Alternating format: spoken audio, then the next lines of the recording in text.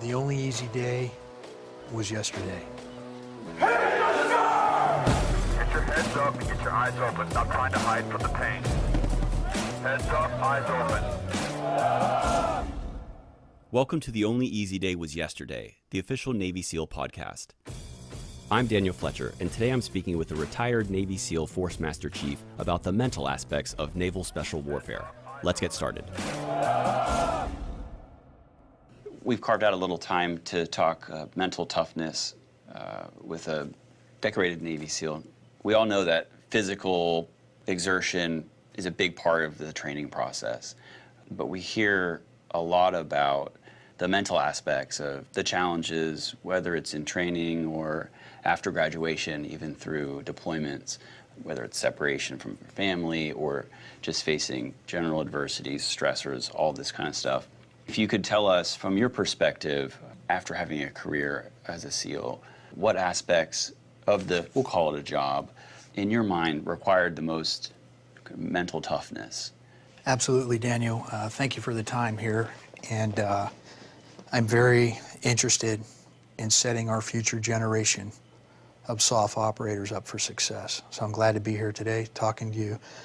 I would say anecdotally, any SOF selection course is roughly 80% mental, 20% physical. In fact, I just came from talking to 20 students that DOR'd today, and 9 out of 10 students that disenroll from this program are for lack of mental fortitude. So what we're attempting to do today is to take things that most of our operators have utilized unwittingly their entire careers and present these mental tools as a process up front to our students coming in the pipeline now so that they can start to cultivate these mental skills early on in their training in the hopes that they will be more mentally resilient than we were and stick around and do 30 years in SOF with their families intact, living purposeful, meaningful lives, and able to readily handle stress and crisis. So where do you think that kind of starts? Is this something that you think ideally starts before a recruitment process? How do you see this process starting from a blank slate if you had the opportunity to kind of sculpt a 13-year-old to come into the NSW kind of program? Where do you think that kind of starts in early adulthood or late childhood? Absolutely, Daniel. Fantastic question. So I would say in reference to developing mental toughness and adversity in your life, the key is to constantly challenge yourself. Do things that you're uncomfortable doing every day. It could be something as simple as taking a cold shower in the morning, where you're subjecting yourself to being uncomfortable and getting comfortable being uncomfortable.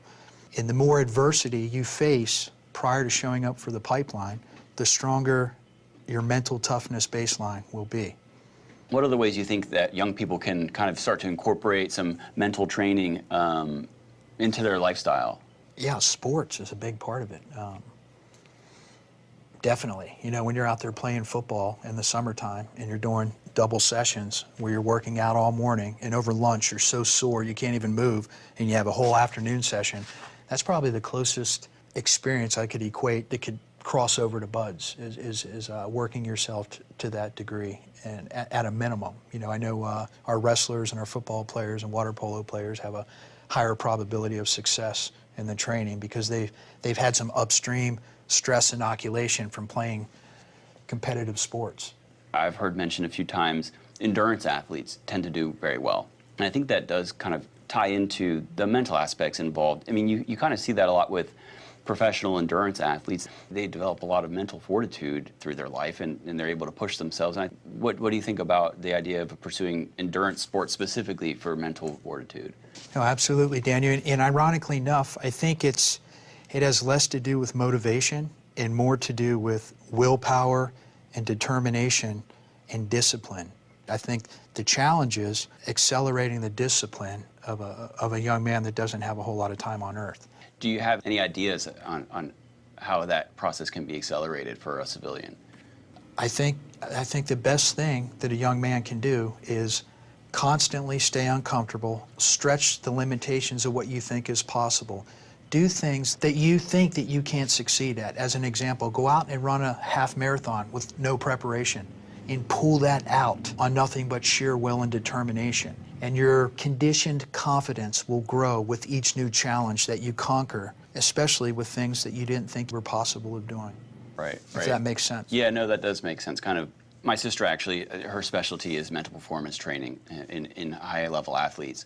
And so I hear a lot of similarities between the kind of high-performing NSW candidates and career people and some of the things I've heard her echo. What are some of the specific tools or techniques that you've developed or that you recommend people try to do to kind of increase their mental fortitude? Absolutely.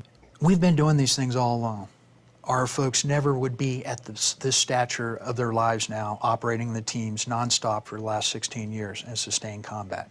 We're trying to take these tools now, and I'll talk, they're all based in a foundational principle of never letting a negative thought complete itself in your head. The concept is foundational in everything that we teach. And I had a young officer, a lieutenant in charge of SQT, that follows the same line of thinking that we're instructing in, and he's like, well, that sounds great. That concept sounds fantastic. How do you operationalize that concept? And I said, sir, it's nothing more than this. When you wake up every morning and the negative thoughts start to flood your head about the day's coming events, first thing I do, I roll over and I look at my beautiful wife and I crush out those negative thoughts. First thought about my family. Grateful for the family that has stayed with me through 33 years in this community. Next thing I do is I lean down the hallway and I look at the bay at the 40-foot sailboat sitting out back on the pier. That replaces another negative thought. And I start to think about all the things my sons have accomplished, and they're happy, healthy, and strong in their lives, and all the things that I'm grateful for. So the premise, the point to the foundational concept of never letting a negative thought complete itself in your head is if you go through this gratitude routine every morning and appreciate that everything you're here for. For the student, you're out here in sunny Coronado getting paid to train on the beach. People pay thousands of dollars for adversity. You're getting it for free at the expense of the Navy. And enjoy your time out here. Enjoy the evolutions. Use these evolutions to cultivate and grow your mental skills. So that's the foundational concept. The actual skills, what we've found in the research is that you need 3 core skills in order to develop your mental toughness program. One, the messenger of the skills has to be trusted by the students. They have to trust that the messenger's not going to put them in harm's way. They can't be in fear mode when you're trying to instruct them on mental skills. They have to be receptive to inculcate them in the right way. 2, you need to give them skills. And the actual skills that we teach here are called the Big 4. The Big 4 are goal setting, which is nothing more than segmentation, visualization, which is nothing more than mental rehearsal, self-talk, which is internal dialogue, mind control, controlling your response to the unknown, and arousal control, which is a stress technique that we term as pause, breathe, think, act. You're pausing to allow your danger receptors that go to the primitive part of your brain to end up in your frontal cortex, where all the reasoning and logic and training and experience resides, so that you're making a decision based on your training and not on a fear response. You're breathing to get good oxygenated blood to your head so that you can make an intelligent decision. Then you're thinking, and then you're acting. So we program the students to pause, breathe, think, act. We program them in class. We challenge them to program themselves every night before they go to bed. So this arousal control technique becomes inherent and it's embedded in their autonomic nervous system, just like all the other things we do in this community where we have an emergency response to a situation. We want them ingrained, so when that stressor hits, we're not thinking about it. It's happening automatically. You mentioned a couple key areas there, starting with goal setting. Can you do a little bit of a deep dive on each one of those and give us a little bit more detail on some of those individual areas? Absolutely, Daniel. So goal setting is nothing more than segmentation. And what I mean by that is breaking down colossal tasks into small, manageable bits where you remain in control. You're tapping into that frontal cortex that we referred to earlier, the reasoning experience part of your brain, and you're never letting the situation get beyond your control because you're breaking that situation down into small, manageable chunks, like eating an elephant, one bite at a time. Right. And the way this applies to training into the battlefield is you can very easily overwhelm your circuits when you think of the entirety of an operation, where you get recalled to work, and then you have to fly halfway around the world, in most cases 12 hours. Then you have to skydive into your platform, where you roll into a 24 to 48 hour planning cycle. And that's all just to get to the area to conduct the operation. And then there's getting into the area to conduct the actions on the objective, and then you're reversing that whole process. When you think of that operation in its entirety, you can very quickly get overwhelmed. What we're trying to teach the young men today is to break down each phase of that operation into small, manageable segments so that your entire focus, you're in the moment for that specific mission set.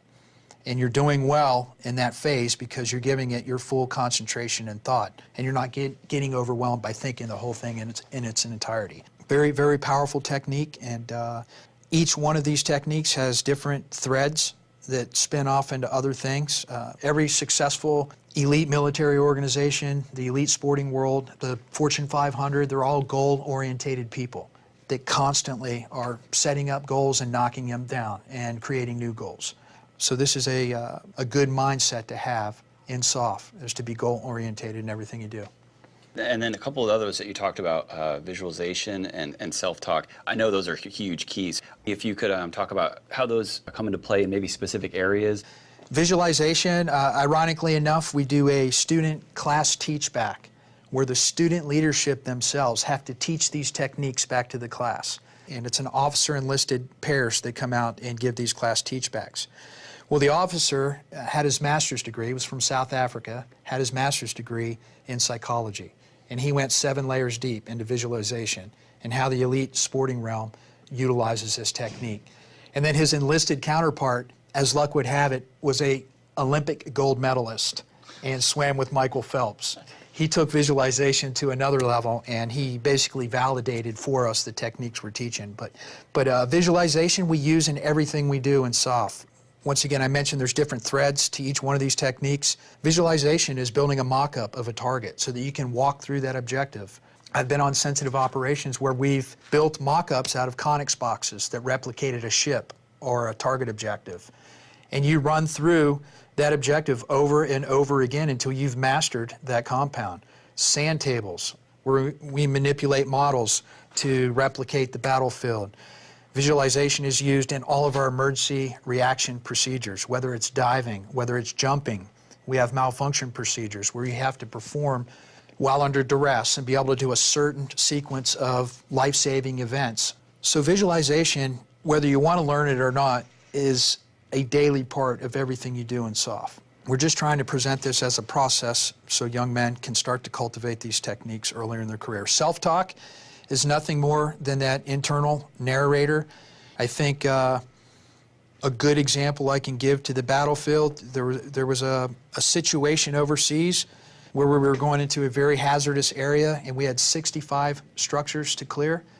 I'll always remember this particular objective because I was out there with Pat Tillman, an American hero to me. And for those of you who don't know Pat Tillman, he was an accomplished NFL football player that gave up all the fame and glory to come in and serve his country. And he later died on the battlefield. But embedded with Pat Tillman, we had to clear these 65 structures. And there were cluster munitions all around on the ground where if you took a wrong step, you could end up with a casualty.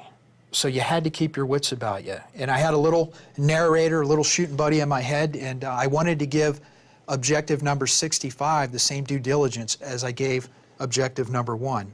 So I would go through a little mental jog in my mind upon entering every structure.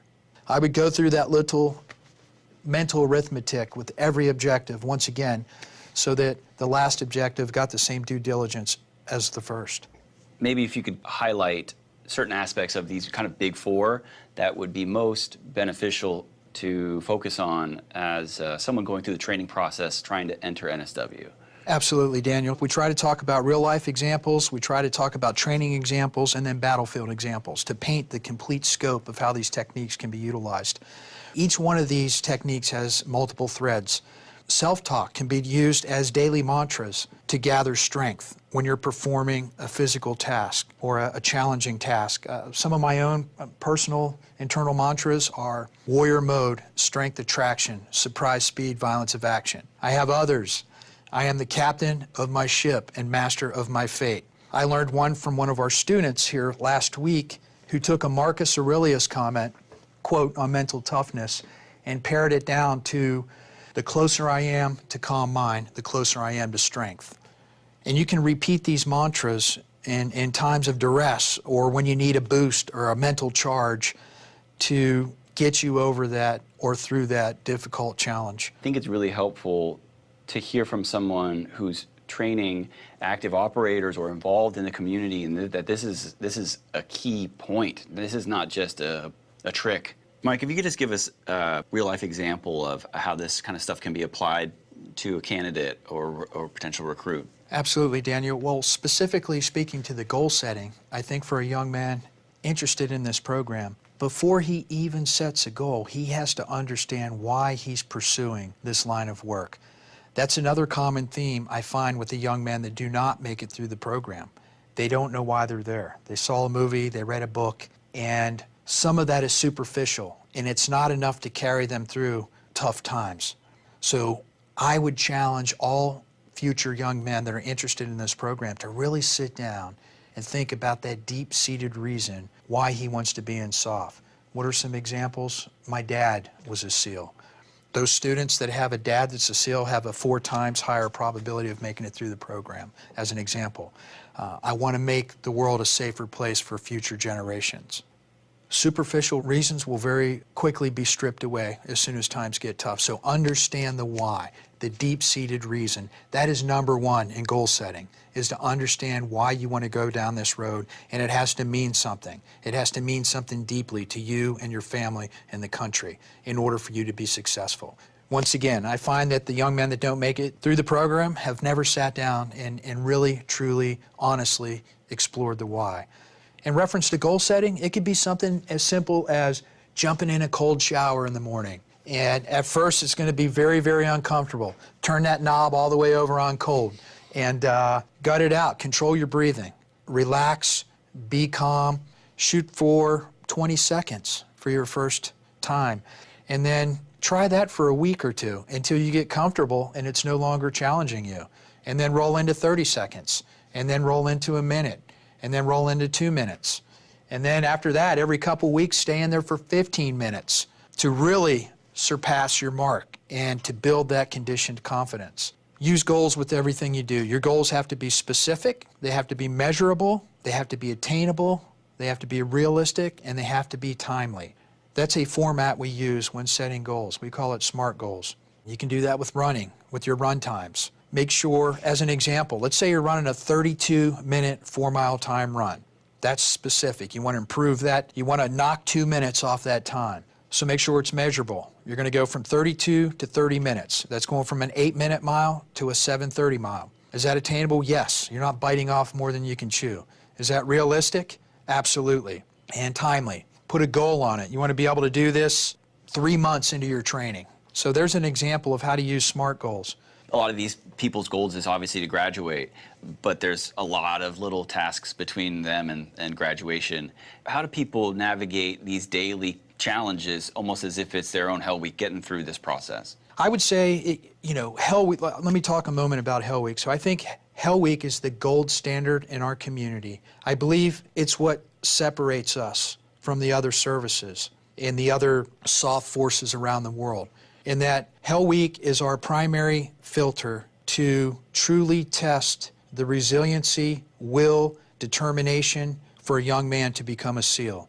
During Hell Week, the students will go through seemingly impossible tasks for 5 days, day and night, with as little as 4 hours of sleep for the entire week. What will successfully get a young man through Hell Week and successfully get a person through life is never quitting, never giving up, especially when the chips are down. And never giving up has much more to do with being disciplined than it does with motivation. We hear a lot of talk and a lot of discussion about being motivated to do this or that. There are going to be many times during Hell Week and in life where you're not motivated. You're going to wake up and simply not be motivated. And what's going to get you through that task or that day or hell week is maintaining the task and staying on task through discipline, sheer will and determination to accomplish that goal, and discipline. Discipline equals success. Well, thank you for all the information you've shared. It's been super helpful. If you could just leave us with a few words of wisdom for the people listening, maybe to get them through this training process, or maybe some inspirational words. Motivation is like the weather. It comes and it goes. Some days it's good, some days it's bad. The sun equates to discipline. The sun is going to rise every day, and it's going to set every day. Irregardless of the weather, irregardless of where you are in the world, the sun is going to rise and it's going to set. That's the mindset you need to be well disciplined. You want to be like the sun. You want to show up every day to train, whether you're motivated or not, and you'll feel better when you do. The only easy day was yesterday. What this means is that life is about constant evolution. Every day, failing and crushing through failure and becoming better and becoming stronger and becoming faster. Always better today than we were yesterday. Find out more at sealswick.com and join us again for the next NSW podcast. Heads up, eyes open.